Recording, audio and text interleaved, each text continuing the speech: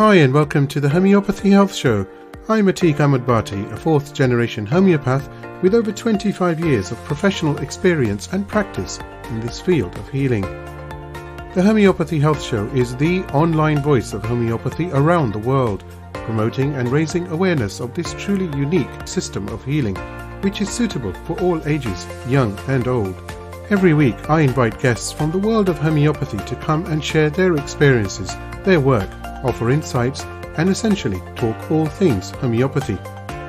Why not visit www.liketreatslike.co.uk and click on the radio and podcast button to listen to the latest episodes.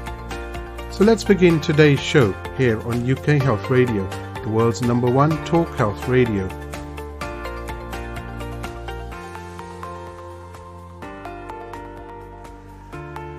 Hi everybody and welcome to another episode of the Homeopathy Health Show here on UK Health Radio. I'm your host, Atiq Ahmed Bhatti. I do hope you're well. Now, my guest this week on the show is Mani Norland, who is the principal of the School of Homeopathy and the School of Health. Mani grew up with homeopathy and trained in 1999 at the school. He has studied with many leading homeopaths including Ian Sholton, Dr. Rajan Sankaran, Miranda Castro and Jeremy Sher. Mani Norland, it's an absolute pleasure to have you on the Homeopathy Health Show here on UK Health Radio. Thank you so much. I know you're extremely busy, but it's just a delight to have you on the podcast.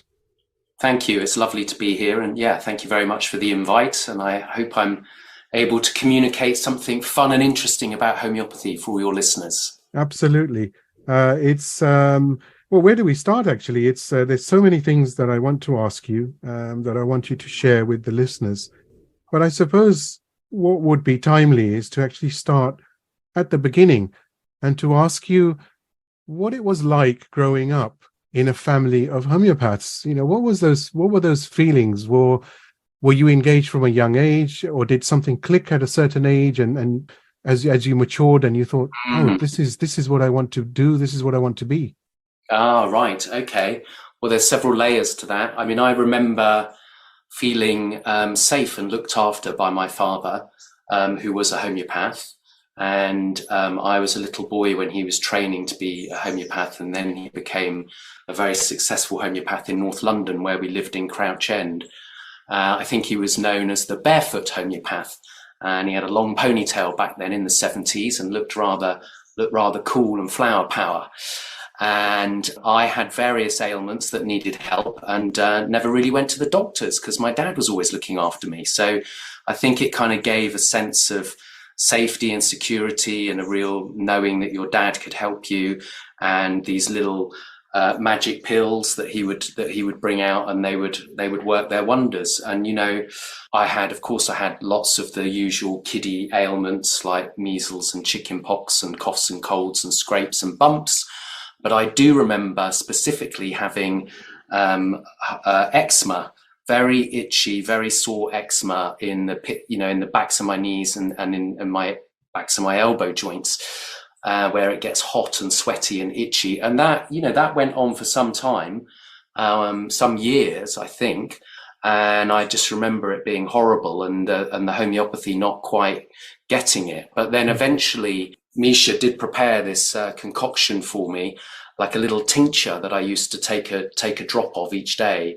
And then slowly, this eczema disappeared, and I'm pleased to say has never returned. And so that was a real kind of turning point for me with the power of homeopathy. But our family has always been interested in education, in art, and in natural medicine and healing. So I was naturally more into the arts and more gifted in those areas. So I went off down my route to being a graphic designer and setting up and working in London and sort of forging my own path, and had very little interest in homeopathy in those teenage and early 20s, you know, much like many people. You don't want to do what your dad did. You want to do something different. So I went off and did my different thing, and I kind of, became successful in that line of work as an art director and then a management of design teams and working for some of the leading agencies, and I had a lot of fun. There's a lot of creativity, and hey, London's a great city to live in if you've got money in your pocket. So I was enjoying myself. But eventually, a time comes when you start to question, in your late 20s, early 30s, you start to question whether this is what you want to do for the rest of your life. And I wasn't sure whether it was. And so I had this idea that I would go and do my dad's course, maybe just a year of it, because it would be a good idea to know some homeopathy and be able to look after my family like he looked after his family. And so I told my wife, Amanda, that I wanted to do this. And to my delight, she said, yeah, I want to do it too. So we had an escape route from London, and we would go, one weekend a month to the School of Homeopathy, which was then in Devon. And we would have our lectures. And then you would do your home directed learning. And it was, it was a lot to do a full-time job and to do that at the same time, but not impossible. And we really enjoyed the work, and we were very passionate about it. And we learned a lot about homeopathy, and it kind of switched a light on for me. I was kind of like, wow, okay, this is what my dad does. I kind of got it. I'd grown up around homeopaths. I'd grown up around the school. I'd enjoyed all the philosophical questions and the meaning of life questions and what does it mean to be human and all these different remedy descriptions and portraits. And it was interesting. But I didn't know it like you know it when you go and study it for a year. And that really brought it home. And then I think, my wife and I were wondering about whether to stay in London and what would we do. And we thought, actually, natural medicine is a really nice sector. It's a lovely profession. It's full of caring people that are generally into nature and the environment and the planet, and they're compassionate, kind people. It was kind of like, what's not to like? Yeah, of course. And helping people and learning a healing modality is obviously a wonderful thing to do too. So then, out of the blue, a friend of my father's was selling his business. And so my wife and I decided to remortgage our house and buy his business. And so that's what we did. And that's how we left London and kind of got involved. And that was the start of the School of Health. So he had been running, it was then called Alternative Training. His name was Stuart. We bought it off Stuart in 1980. He started it in 1987. We bought it from him in 2005. And it was a very well run business. He used to be an engineer. It was nicely put together, but it wasn't a very pretty business. And we came with our branding expertise and thought, we can do something with this. So we went to work on it and rebranded it School of Health and added some more courses and redesigned all the courses and started doing online and movie lectures and just really kind of revitalizing and giving it new energy. And then my father said, well, why don't you get involved with the School of Homeopathy attendance course as well? And then in 2006, I started to work with the core team there and getting involved with that. And so, yeah, that's probably quite a long-winded story, but that's my little journey through homeopathy and how I got involved with the school and ended up taking over from my dad. What's really beautiful about what you've just said is the fact that there's a time and place for everything. And you went away and you got some additional skills and knowledge, which is now actually helping you every day, probably, for both the schools, for the School of Homeopathy and for the School of Health. And I think that's really, really important. That, and I've seen this with so many homeopaths that some of them do graduate. When they've graduated, they perhaps go straight into practice, and they think, "Oh no, I don't want to do that yet," and they leave and they come back, but they come back so much stronger and so much better. So there is no hard and fast rule, and I think that's actually the beauty of the flexibility and the blessing of homeopathy in itself. Yeah, you see people from all walks of life coming to homeopathy, from youngsters that are just coming out of university, or even people that have just finished A-levels that are interested in a healing profession and want to do something that's close to nature. But also a lot of adult learners, that have had a successful career beforehand, and then they're questioning that and they want to do something. They want to do something to help people. They want to do something to help the planet. They want to do something where they can work from home, be their own boss and in charge of their own career and their own hours and their own salary. And that, homeopathy gives you all of that flexibility, whilst at the same time working with people and helping people to get better. So it's incredibly rewarding profession to work in as well. And again, just before the podcast, I was just for everyone's interest, I was joking with Mani Norland about the fact that I've never met a homeopath who says, "Oh, I hate my job," but on a serious level, it is actually so true, because that's the beauty of homeopathy. Once you go into it, there is so much flexibility, but there's so much beauty as far as healing is concerned, as far as serving humanity is concerned, that it just brings out the best in human beings, because it's not a financial gain. I mean, money aside anyway, but healing is very much to do with love and compassion and empathy and an inner desire to genuinely help people get better, to get themselves up on their feet or back on their feet, Yeah. And maybe even sometimes, for them to pull their socks up and get out there, and be themselves and shine. Yeah, I mean, we see a massive transition from when people start the homeopathy course to when they finish, a real kind of blossoming of the person and opening up, because certainly at our school, and I think at others, when you study homeopathy, there's a lot of growth in the person through self-awareness and self-development. The study and our course is very reflective, and so it really makes you look at what it means to be human and who you are as a person, because in order to help others and heal others, you really need to understand your sort of own peaks and troughs of your own personality, and your kind of judgments, so that you can work and help other people. But in going through that, through the 3 or 4 years learning to become a homeopath, you see a real transition in yourself. And so, I always say to students, it's an absolute gift to yourself to train to be a homeopath, because you're going to completely transform and develop as a human being for the better. And on top of that, you're going to learn the skill of how to heal other people through homeopathy, and be able to go out and make a career of that. The courses are vocational.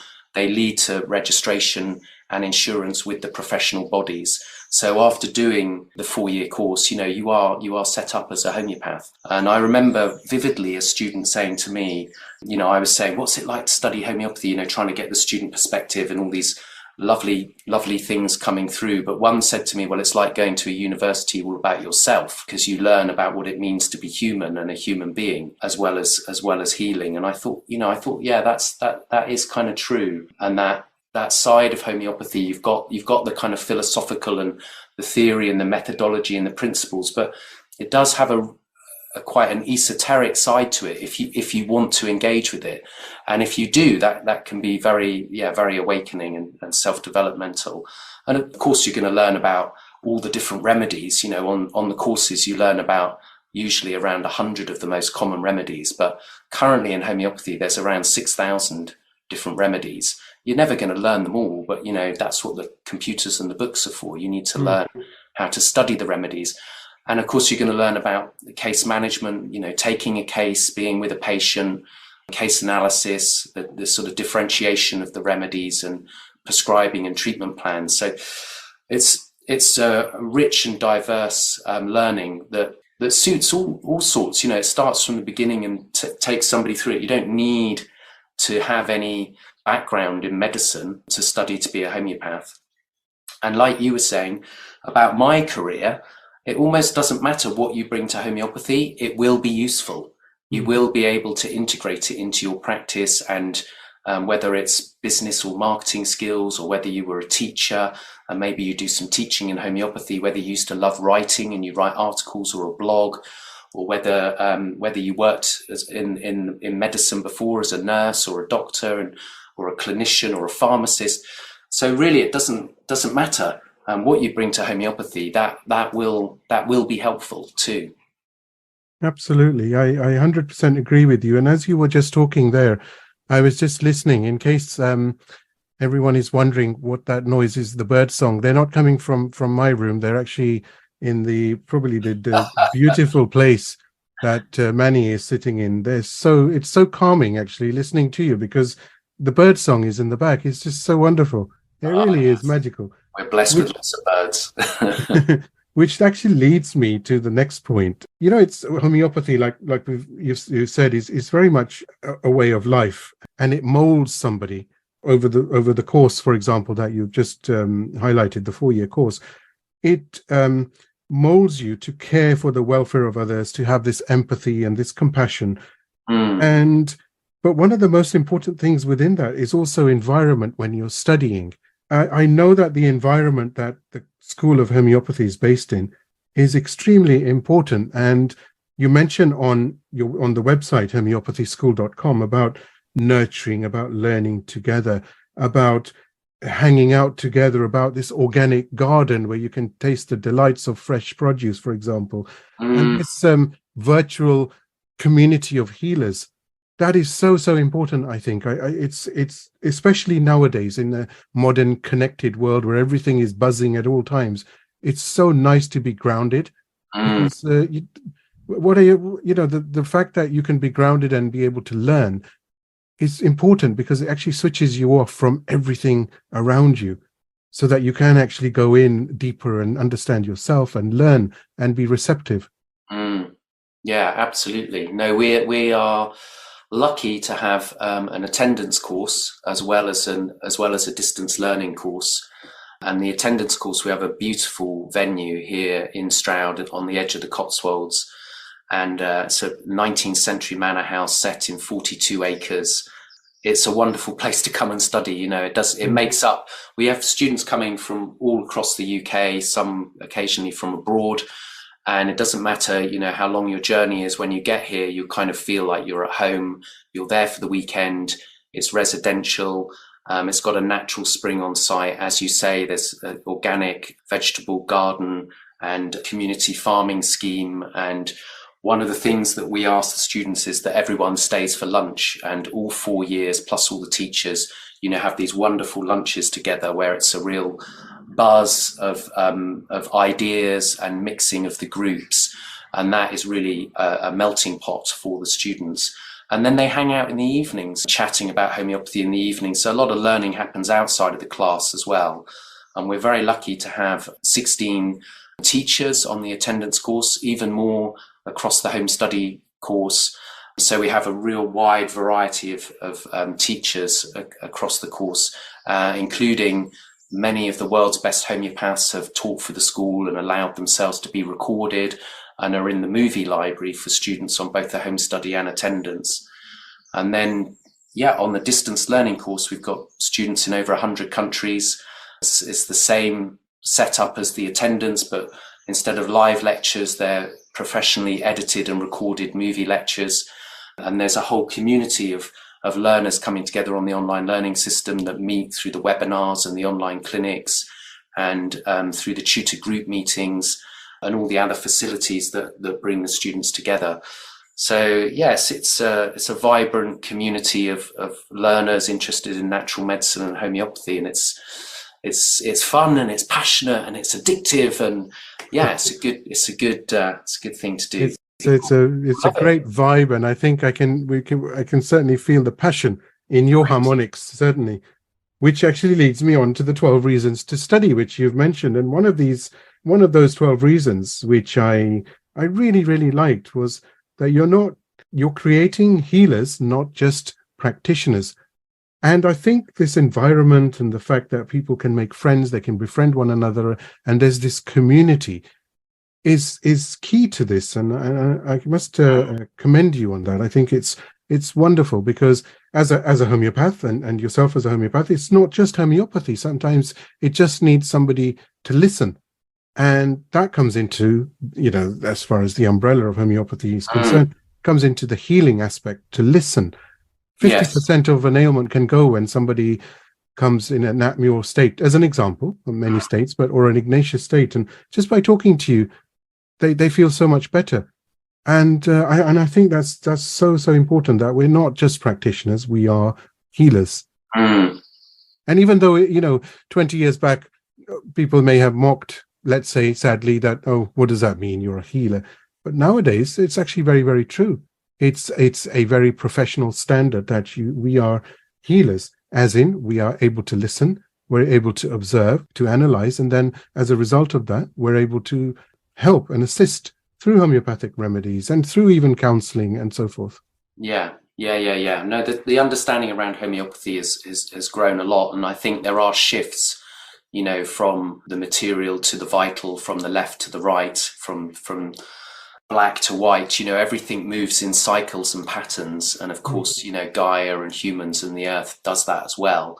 And there was a time where people were more connected to nature and more interested in that side of things, and we have moved or are moving through a sort of very sciencey, materialistic transition. But there is a sort of uprising around that, pushed by climate change and a need to reconnect with the planet and nature, which is a good and healthy thing.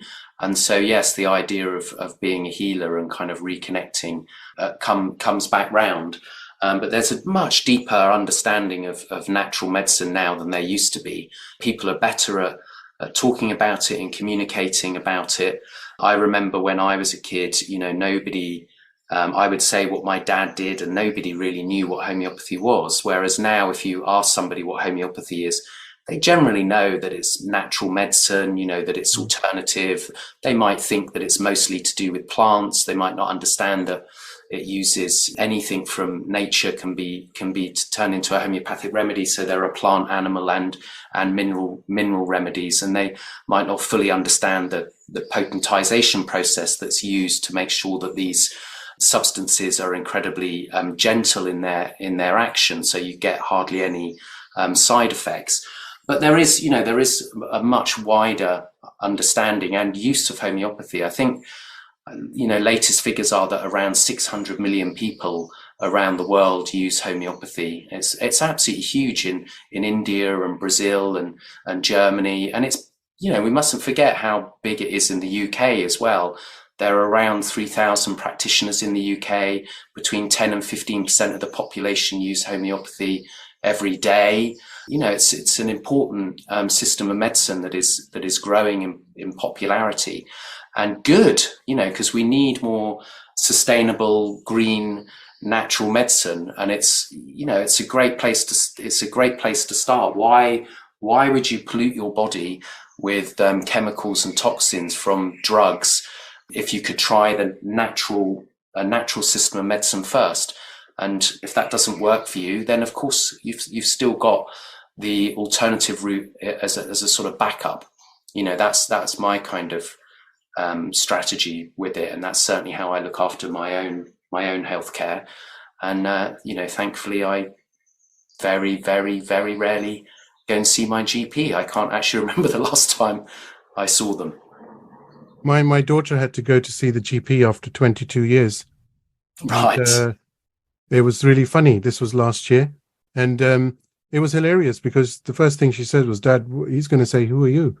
I said, "Well, you should be grateful that it's you've come this far, with homeopathy, and you can get this done, and it's back to homeopathy." So yeah, saving the NHS some money. They can spend it for others that need it. I do remember the last time I went. Actually, it was when I broke my collarbone, being silly on my mountain bike, showing off probably.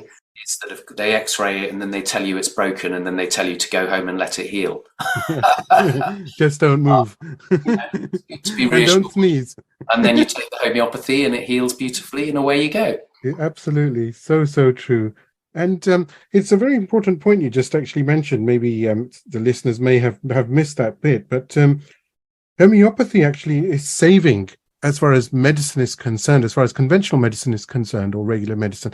It's you're saving their time, because many of the everyday common ailments and conditions can be so easily treated with homeopathy. So there is no need to call 999 in the UK. Certainly, that's the number for emergency services, or to go in A&E in the hospital, or get an emergency appointment, because it can be resolved so beautifully at home, and you're saving money, you're saving time. So it's a plus point. It's so, so beautiful, isn't it? I mean, there's so many pluses. It's unbelievable.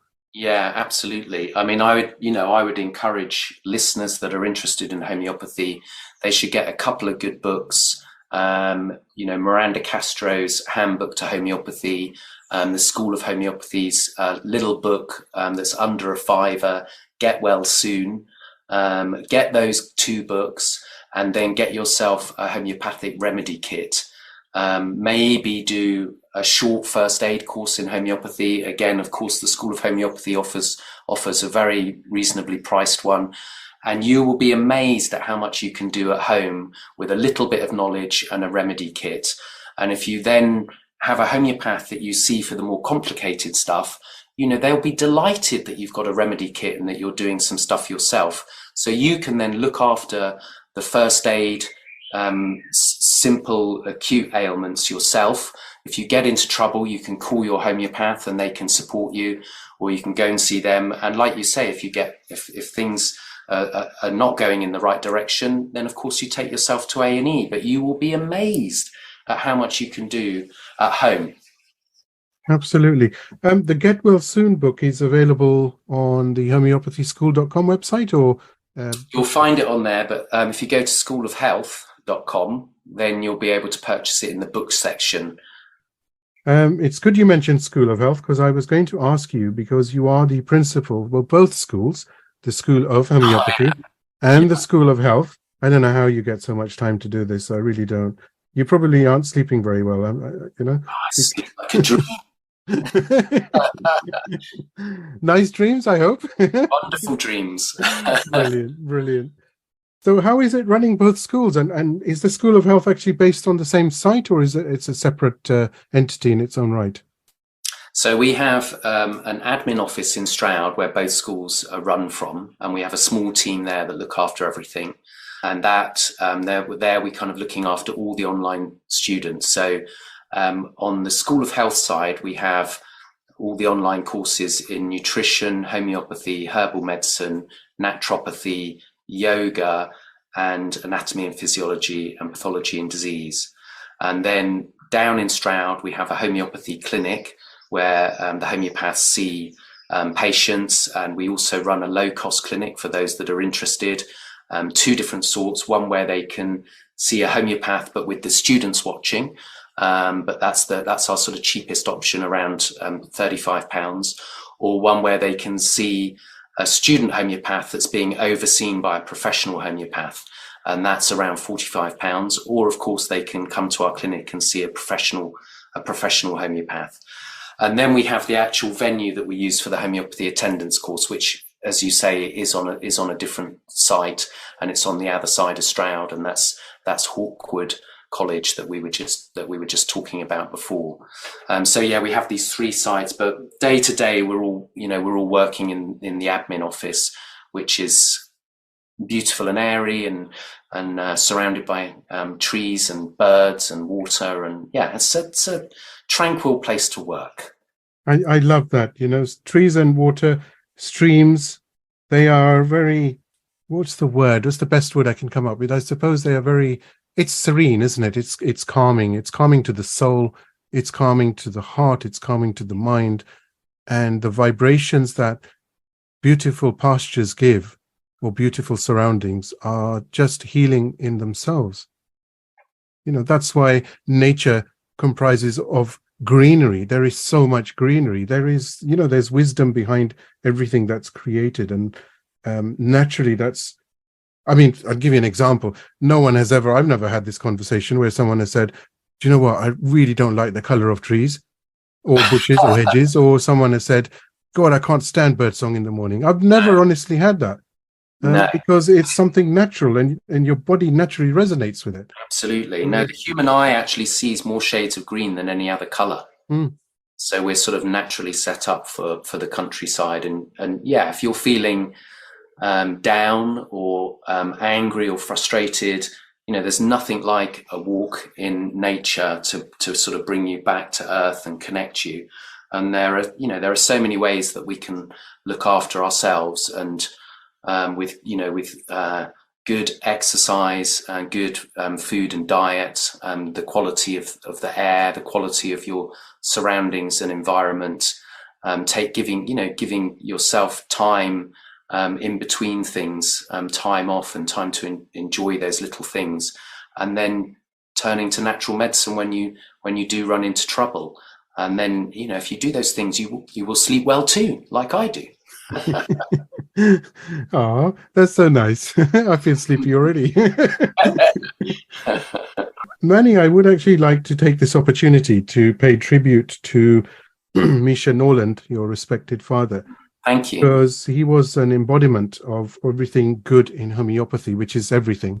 There's nothing bad in homeopathy, and I think that we've lost him far too soon, and he was a real inspiration. And may he be at peace. And I could hope and pray that this all that he founded and all the work that he put in and all that love and compassion that he shared with others continues to thrive, not just here in the UK, but around the world. Yeah, thank you. I really appreciate that. Yeah, he started the School of Homeopathy in 1981, and we're now the oldest and longest running school in the UK. And he was also one of the founding members of the Society of Homeopaths. And he had a thriving practice for over 40 years. And of course, all of the teaching and the writing and the videos and so on. I was very close to my father, and we had a lovely relationship, and it was great fun, working together. One of the fortuitous things that happened was that we agreed that we were going to do a new kind of filming project together in 2001. In 2021. So I've done various videos of my father over the years, but we wanted to do a brand new set, in a studio setup, 4K camera, nice microphones, just make sure that the quality's really good. And we filmed him talking about every one of the key subjects that go through the course. The idea that these videos would become part of the online learning system. And thank God we did it, because we got all that lovely fresh material of his teachings. And, everyone always loves watching those videos. He's such an engaging personality to listen to and watch, and that real kind of compassion and knowledge shines through in his videos. Yeah. I think what's really beautiful, Mani, about those videos from myself, as someone who learns from Mani from your father, Misha, is that when he talks about homeopathy, it's very calm. It's very calming. And that ability, not everybody has that. And that's a really important ability, because when you're actually calm, there's more chances, and correct me if I'm wrong, but there's more chances of actually being able to digest that information, because it's done in such a calming manner. Whereas if you're going very fast, sometimes you think, oh, I can't handle this, because we're not wired like that, unless you are wired like that. But majority of people are not, as far as learning is concerned. And I think that makes a big difference, Yeah, I totally agree. Yeah, and his spiritual and philosophical insights, and his ability to kind of weave things together from all sorts of different disciplines and professions into this cohesive whole is quite an art. Now, Mani, you are a founding member of something very important, and you're also the chair of this. So you're a founding member and a chair of For Homeopathy. And this is the pro-homeopathy group, which comprises of 11 organizations in the UK. So please do share what is For Homeopathy and its objectives. Oh, thank you. Yeah. Okay. So this was an organization that was really born out of the fire of our skeptics and detractors, because 10, 15 years ago, I guess, off the back of homeopathy becoming so popular, those that were questioning it became more and more vocal as we became more and more popular. And then they started to manage to, get into the media because of their connections with the media. And it was a little bit painful for homeopaths, because we were not geared up for this. We were not expecting this. We are caring, compassionate people that care about the health and well-being of people, and we're trying to do the best for them.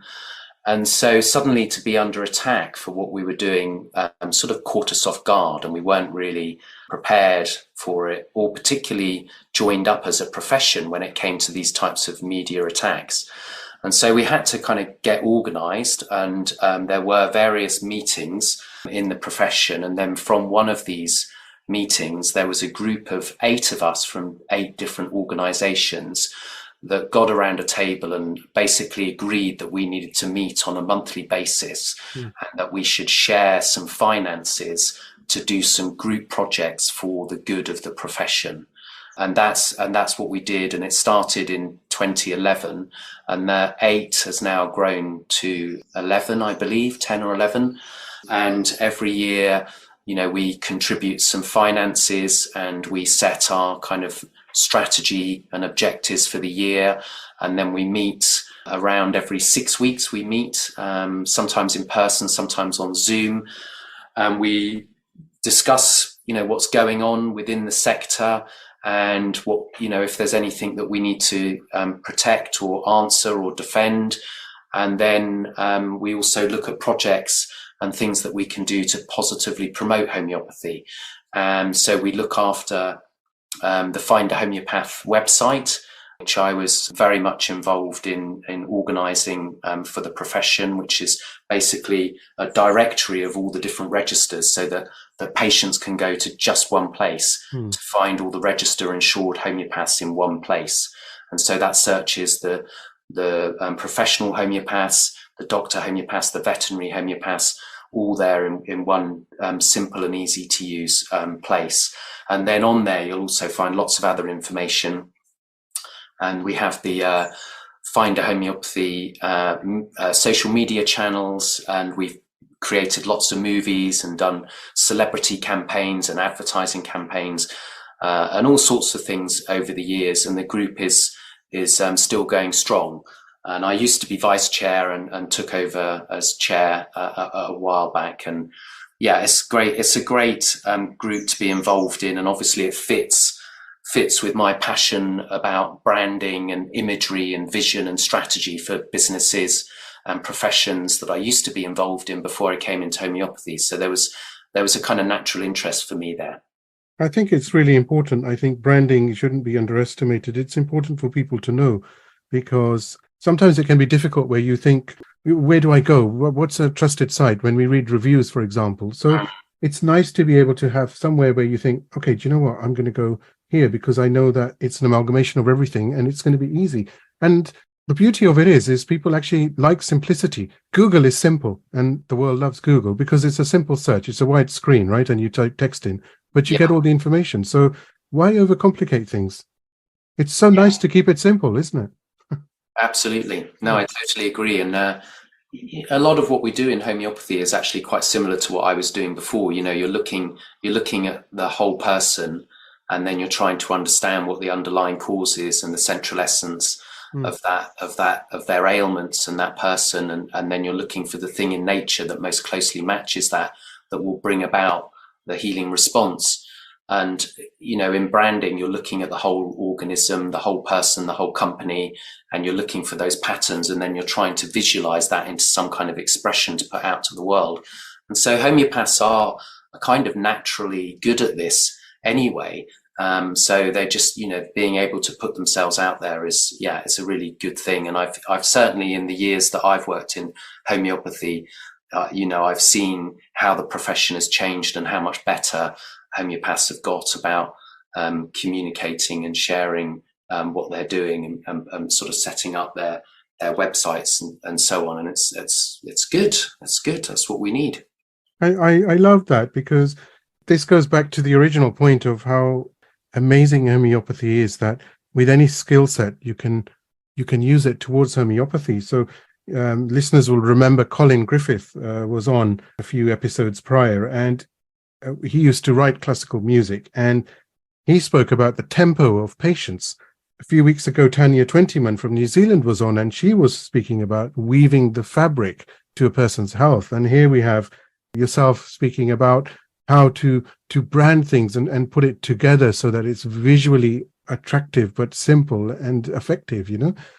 It's really, really nice, because it goes back to your point. It reinforces your point, should I say, that whatever your skill set, if you haven't just gone into homeopathy immediately, but when you do go into homeopathy, whatever age that is, whatever you've done before is certainly not wasted. Every single skill will come in handy, be it marketing, be it business, be it administration or computer skills. Everything is used, isn't it? Yeah, absolutely. No, it's nothing's wasted in life. It's a continuing journey, and you're learning your skills and bringing those skills to bear in all the different things that you do as you evolve and unfold and develop. Mani, I was going to ask you about homeopathy and promoting it itself. What's your take on whether, or should I rather say, is promoting homeopathy, do you think it's easier now than it was, let's say, 5-6 years ago? Is it becoming a bit more easier to talk about homeopathy to the general public? I think so. I think, as I was kind of saying before about when I grew up and how people didn't really know what homeopathy was compared to now.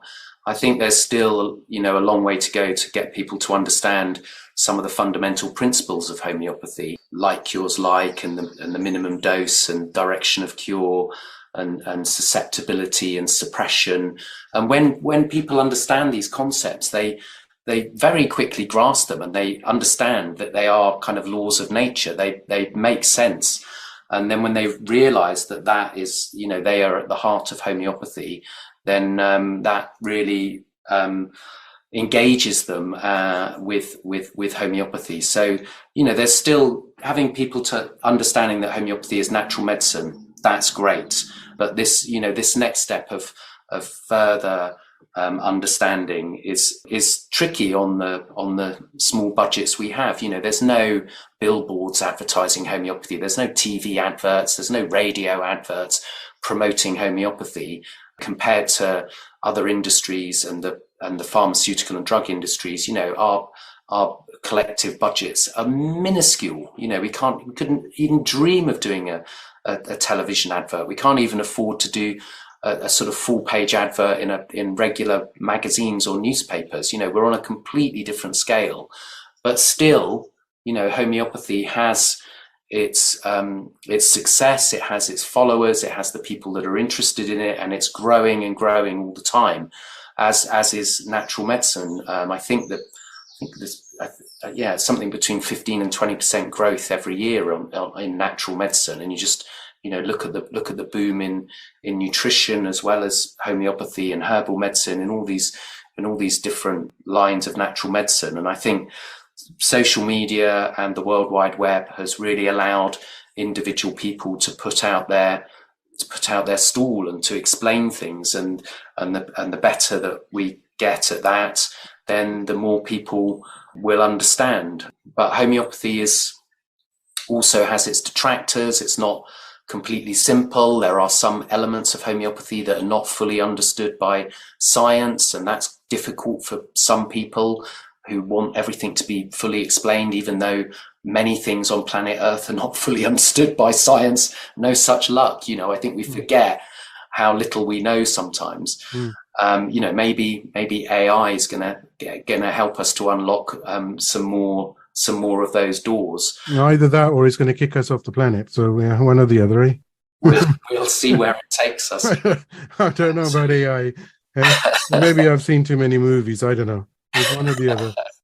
I wanted to ask you about King Charles, actually, because before he was king, Prince Charles was a strong advocate, or should I say, has always been an advocate of homeopathy. And a few weeks back, Tony Pincus came on from Ainsworth's, and he was talking about meeting the Queen and the fact it was the Queen Mother who actually was very pro-homeopathy, and as a result, it went down to the late Her Majesty Queen Elizabeth II and her love for homeopathy, and naturally, it was something instilled into the then Prince Charles, who's now King Charles III. Yes. But, I know you've met King Charles, haven't you, and spoken to him about homeopathy? Yeah, I've been lucky enough to meet him twice. And on both occasions, we've talked about homeopathy, and he's showed a great interest in the school. I mean, his home is not far from here. His Highgrove is in Tetbury, so he kind of knows Stroud. And having having the school in his kind of backyard, I guess maybe that made him a bit more interested. But he's definitely very much into homeopathy. I mean, he has a homeopath, and he uses homeopathy, and we stay in communication. It's very far and few between, but I keep him updated with bits and pieces in the profession. And of course, he is patron to the Faculty of Homeopathy, which is the Doctor Homeopaths register. So he became patron of them maybe a couple of years ago. It could be longer. You know how fast time travels as you get older. So, thanks for that. Yeah, thanks for reminding us. But no, he's a great advocate of natural medicine and of homeopathy specifically. And he did set up the Prince's Trust of Integrated Medicine, which sadly didn't continue, but it did do a lot of good work when it was running. And they did, you know, he was also helping with some studies into the effects of natural medicine on GP practices that had very good outcomes, showing that those people that see a natural medicine practitioner are less likely to see their GP, are less likely to take drugs, and therefore a great help to the NHS. So not only is it better for them and their health, it's better for everybody else because it frees up the NHS for those emergencies, you know, where you absolutely do need it. If you're in crisis, you need the NHS. So yeah, he's been a great advocate, and I think now that he's the king, you know, things are maybe slightly different for him, but I'm sure he's still, of course, a strong supporter, and I'm sure he continues to support us. What are you working on at the moment? So we're working on a new section of the website that's going to have a load of first aid conditions, first aid homeopathy. So it's going to have a list of the most regularly used conditions. And it's basically a massive self-help guide that we're going to be kind of publishing to encourage people to help themselves and use homeopathy more. And we're continuing with the development of our courses, of course, with writing and filming and improvements to the online learning system. We're adding a whole kind of social interaction element to the online learning system so that you can interact with the community of learners that are online more easily, and also with the tutor groups. Yeah, there's always exciting stuff going on. We've got using homeopathy for acutes module that we're also hoping will be out for September. So we're very good at keeping ourselves busy. But I like to have new projects to do. That's what excites me. I like to kind of innovate and have fun working with people and collaborating and seeing things happen and bringing things out. That's what excites me. And then, you know, looking after the students and the teachers and their well-being, and making sure that our graduates are the best in the world and that they can go on and be successful homeopaths with thriving careers as big as they want them to be. Beautiful. It's the best job in the world, isn't it? Really is. I think working in natural medicine and being a practitioner is one of the best jobs in the world, for sure. It's a lovely, very rewarding and fulfilling line of work, and I'm sure that's why we see so many people turning to it. It's life-changing. Absolutely life-changing.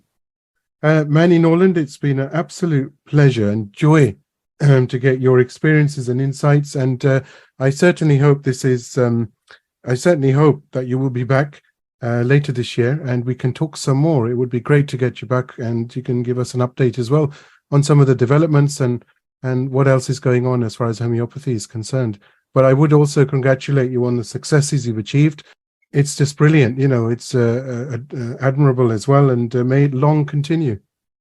Bless you, Atik. Thank you for your kind words. And yeah, it's been delightful talking to you, and I hope we've conveyed some interesting points for listeners and made this a fun podcast and radio interview to listen to. So yeah, really, thank you very much for having me on. And of course, I'd be delighted to come back some other time and talk some more. And that was my guest for this week, Mani Norland, who is the principal of the School of Homeopathy. That was a really wonderful conversation indeed, and I'm really looking forward to having Mani back in a future episode of the show. I do hope you've enjoyed this week's episode of the Homeopathy Health Show. Please do support the show by clicking follow on my socials. Remember, the more exposure the podcast receives, the better for homeopathy around the world. You can find me on Instagram by searching for @like_treatslike, and on both Facebook and TikTok by searching for @like_treatslike. So let's promote the voice of homeopathy on radio and podcast around the world together.